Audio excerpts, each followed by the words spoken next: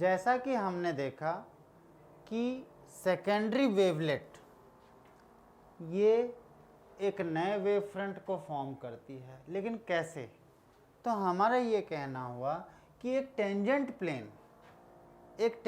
Plane जो सभी secondary wavelets से सेम फेज में वाइब्रेट होने वाले प्लेन को डिफाइन करती है, वही हमारे लिए नई वेव फ्रंट की पोजीशन है।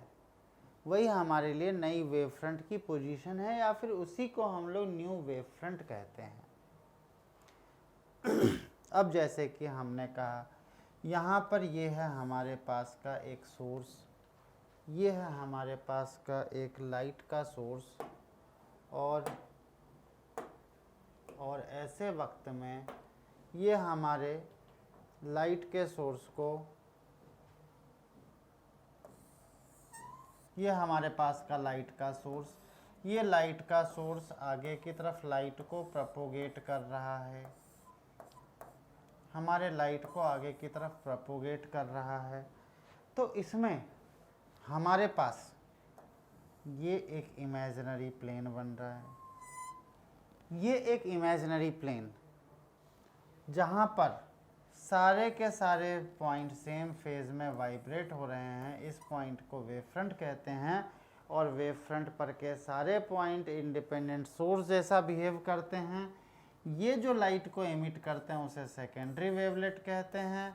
और ये सेकेंडरी वेवलेट पर जब हम लोग बात करते हैं कि सेकेंडरी वेवलेट सेम फेज पे वाइब्रेट होना शुरू कर देते हैं, ये सेकेंडरी वेवलेट जब सेम फेज पर वाइब्रेट होते हैं तो इस पर बनने वाला टेंजेंट ये कहलाता है सेकेंडरी वेवलेट। ये सेकेंडरी वेवलेट जब सेम फेज में वाइब्रेट होते हैं तो इनके वेव फ्रंट पर जो टेंजेंट बनाएगा वो एक न्यू वेव फ्रंट को फॉर्म करता है। अब हम लोग इस तरह से बात करते हैं कि वेव फ्रंट के बहुत सारे टाइप्स हो सकते हैं। Depending on shape of source, different wave front has different shape. हम लोग बोलेंगे ये कैसे पॉसिबल है? तो shape of wave front depending on the shape of source from the wave front originates on the basis of the three types of wave fronts. Number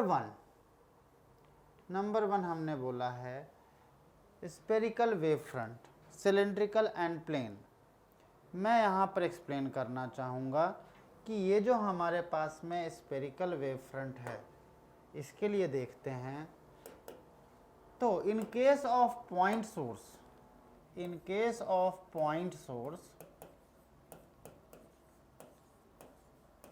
and in case of spherical source,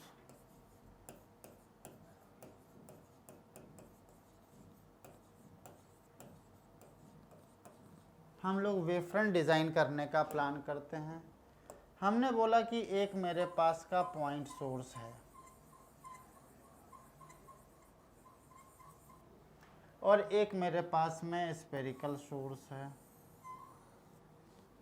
इन दोनों से ही निकलने वाली light के बारे में ज़रा हम लोग सोचें। ये लाइट इस तरह से निकल रही है,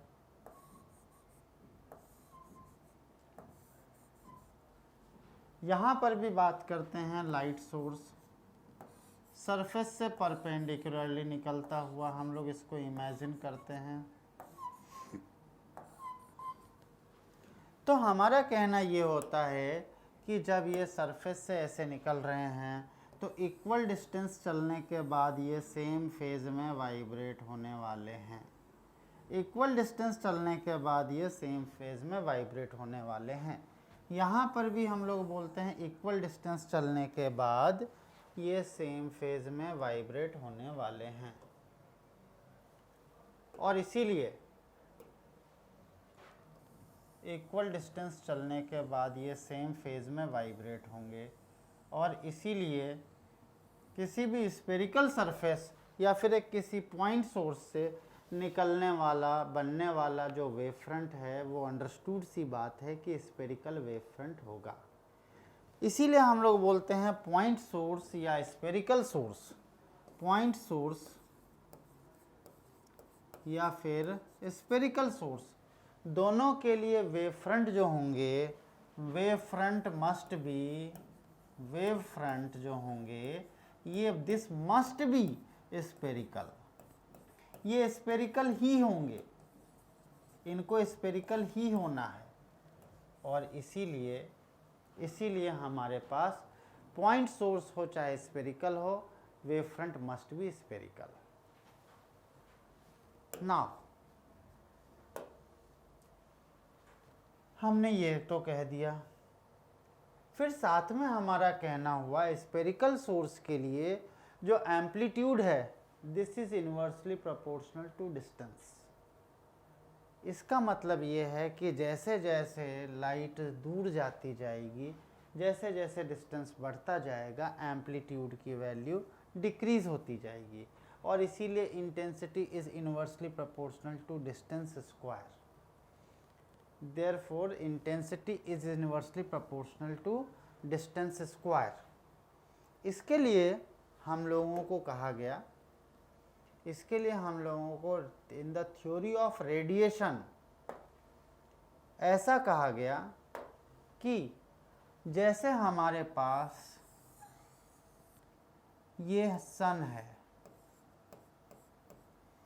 सन से जो एनर्जी निकल रही है E, एनर्जी जो निकल रही है E, this is per unit area, energy per unit area per unit time, this is called intensity, this is called intensity. लेकिन अब हमें यह देखना है कि इतने एरिया में जो एनर्जी निकल रही है उसकी बात की जाए तो energy per unit area is intensity, ये तो एनर्जी है, और इसके लिए हम लोग बोलेंगे 4 पाई आर स्क्वायर इंटू टी। ठीक है, मतलब ये है कि यदि हम लोगों ने डिस्टेंस को बढ़ा दिया तो अब सेम एनर्जी के लिए एरिया बढ़ गया, सेम एनर्जी निकल रही है लेकिन अब उसका एरिया इंक्रीज हो गया। तो इसीलिए जैसे जैसे आर की वैल्यू बढ़ेगी वैसे वैसे इंटेंसिटी डिक्रीज होगी, इसीलिए हमने बोला intensity is inversely proportional to R square. Now according to wave theory, according to wave theory, according to wave theory,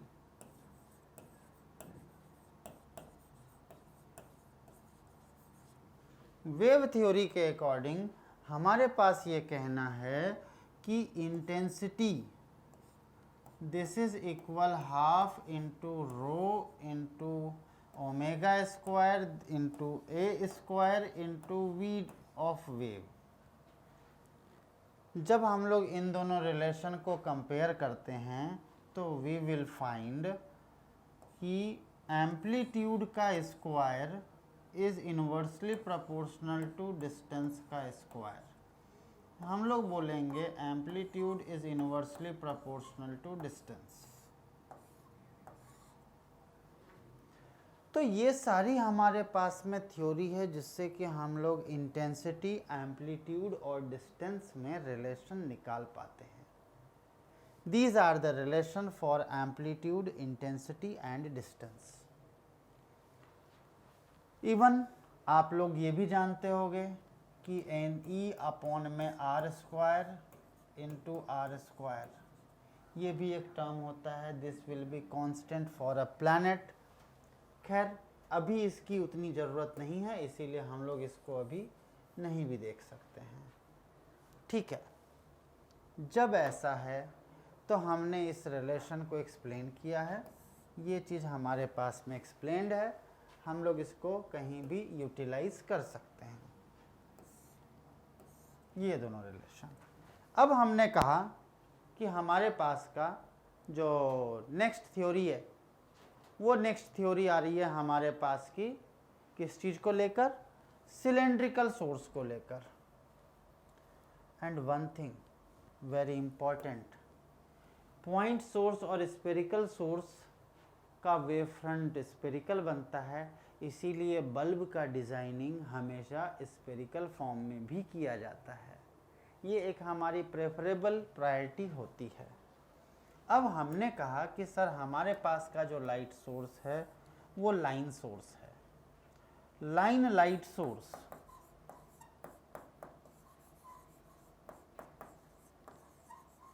इसी तरह से हम लोग इसी तरह के दूसरे सोर्स के बारे में इमेजिन करते हैं। This is cylindrical light source.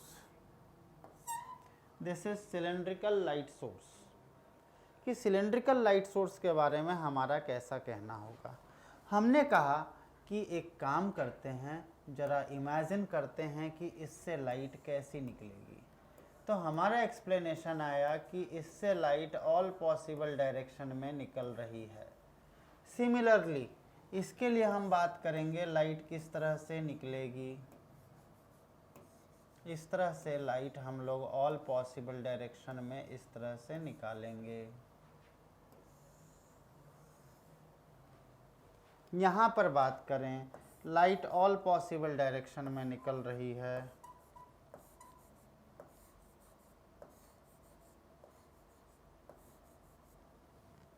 इधर बात करें, लाइट ऑल पॉसिबल डायरेक्शन में निकल रही है।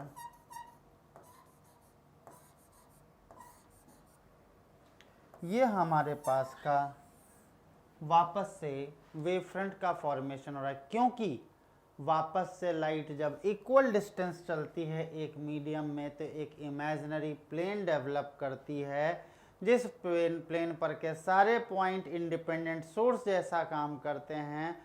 वहाँ पर सारे के सारे वेव सेम फेज में वाइब्रेट करते हैं। ऐसे इमेजिनरी प्लेन को हम लोग वेव फ्रंट कहते हैं।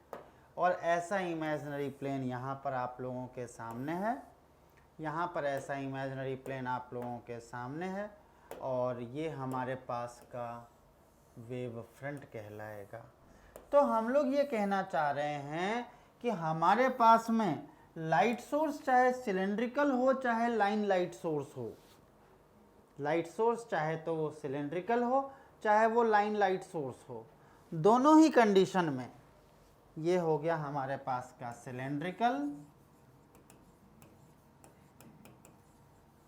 या लाइन लाइट सोर्स। इन दोनों ही के लिए हमारा वेव फ्रंट सिलेंड्रिकल बनता है।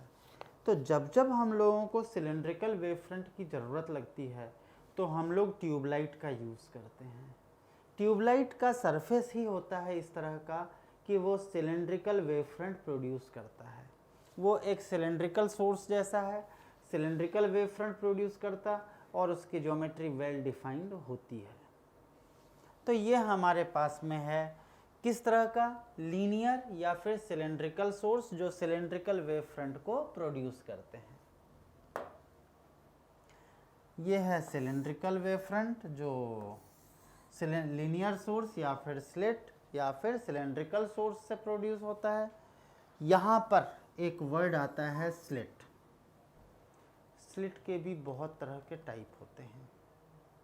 ये जो हम लोग स्लिट की बात करना चाह रहे हैं, आइए इस स्लिट की बात करते हैं। ये वो स्लिट है जो ब्लेड जैसे सरफेस से प्रोड्यूस किया जाता है। जब एक ब्लेड और इसके एग्जैक्टली सामने दूसरे ब्लेड को रखा जाए, अब ये जो दोनों हमारे पास के ब्लेड एक दूसरे के बिल्कुल करीब हैं, तो इनके एजेस एक दूसरे के पास होने की वजह से यहाँ पर से गैप मिनिमम है और even a single beam can pass through it from a point. तो इसीलिए हम लोग ये मान के चल रहे हैं कि यहाँ से सिंगल बीम निकल पा रही है, मतलब ये एक लीनियर सोर्स को जनरेट कर रही है।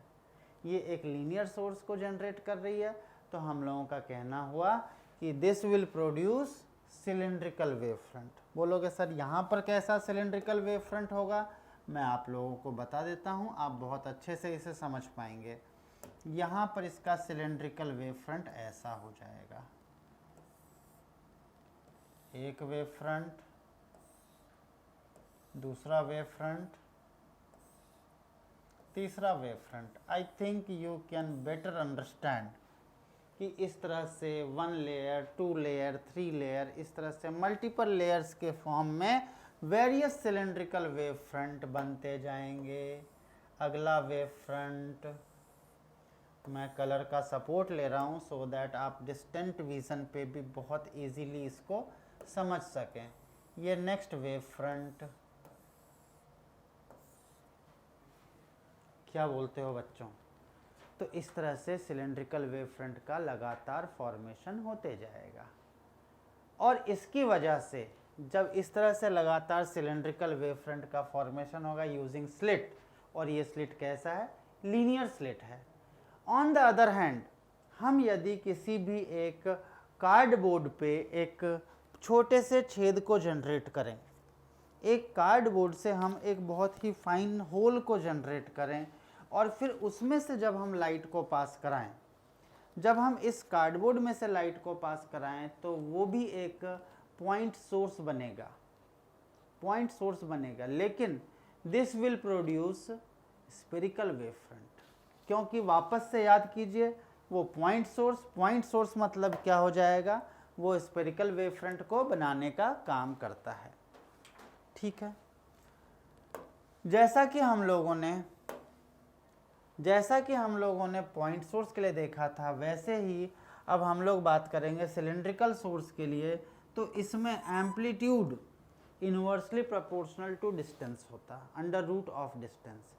Amplitude is inversely proportional to under root of distance, और इंटेंसिटी प्रोपोर्शनल टू एम्पलीट्यूड होता है, इसीलिए intensity is 1 proportional to 1/r। Next है सबसे ज़्यादा कॉमनली यूज होने वाला application, this is plane wave front.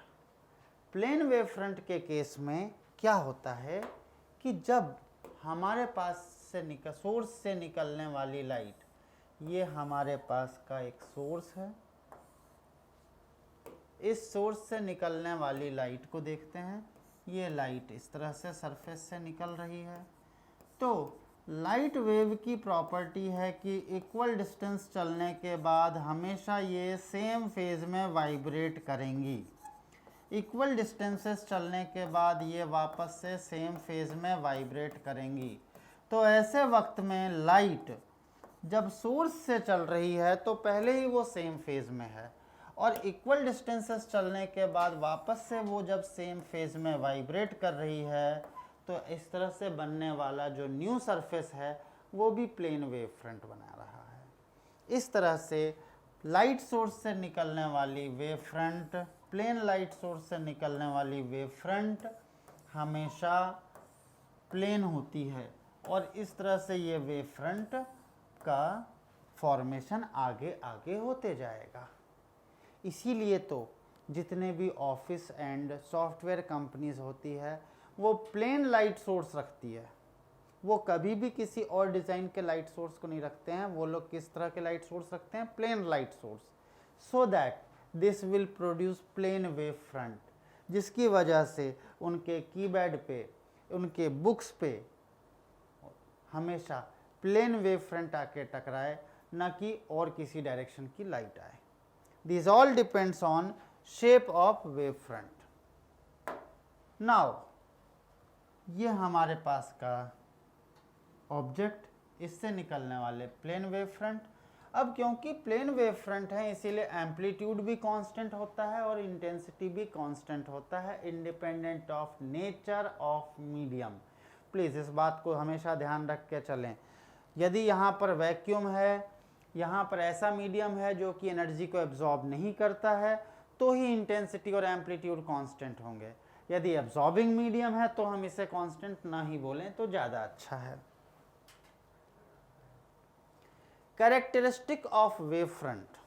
Wave front का कैरेक्टरिस्टिक बहुत ही इम्पॉर्टेंट है कि हम लोगों ने पहले ही बोला है कि जब वेव सेम फेज में वाइब्रेट होती हैं तो वो वेव फ्रंट फॉर्म करती है।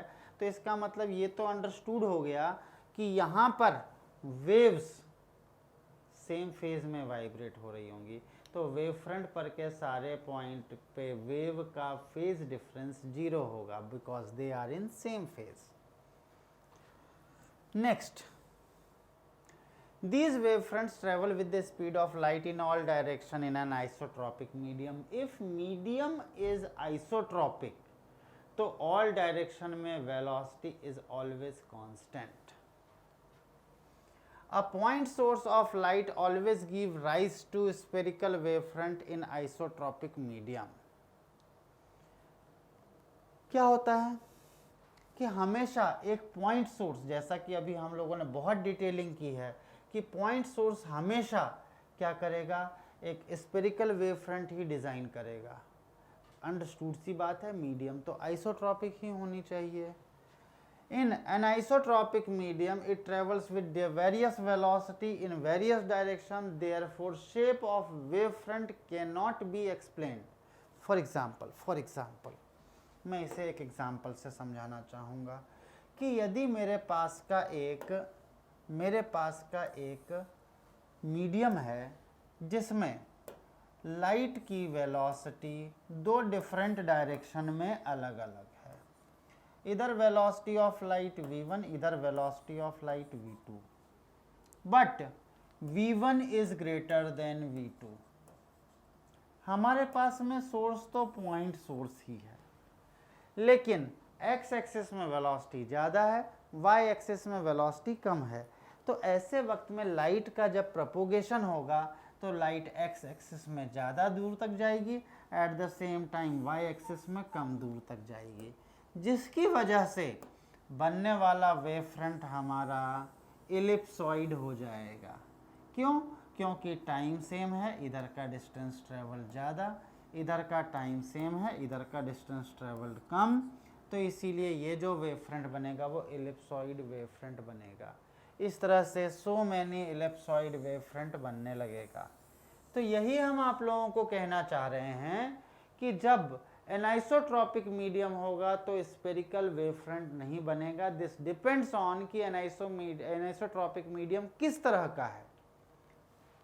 ठीक है, now normal to the wave front represents ray of light, क्योंकि हम लोगों ने बोला कि ये है हमारे पास का सोर्स, इससे ये लाइट इस प्रकार से प्रोपोगेट हो रही है, और an imaginary plane in which wave are vibrating in same phase, तो ये इमेजिनरी प्लेन हमेशा ऐसा है। तो रिमेंबर कि लाइट का प्रोपोगेशन और